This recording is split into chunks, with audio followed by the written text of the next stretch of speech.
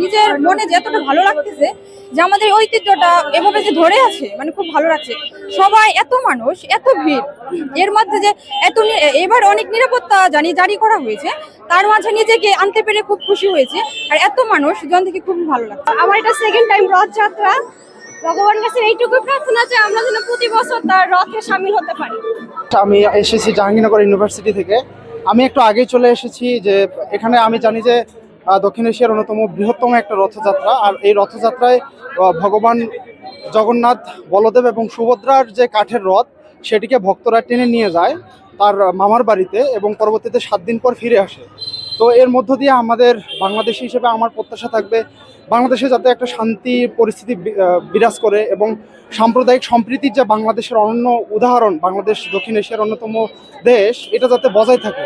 এখানে আমরা দেখি যে প্রায় হিন্দুরা নির্যাতিত হয়। তো আমরা চাইবো যে আমরা মিলেমিশে, হিন্দু, মুসলিম, বৌদ্ধ, খ্রিস্টান সবাই মিলেমিশে একসাথেই থাকবো। এটাই আমার একজন ছাত্র হিসেবে এবং একজন বাংলাদেশি হিন্দু হিসেবে আমার প্রত্যাশা।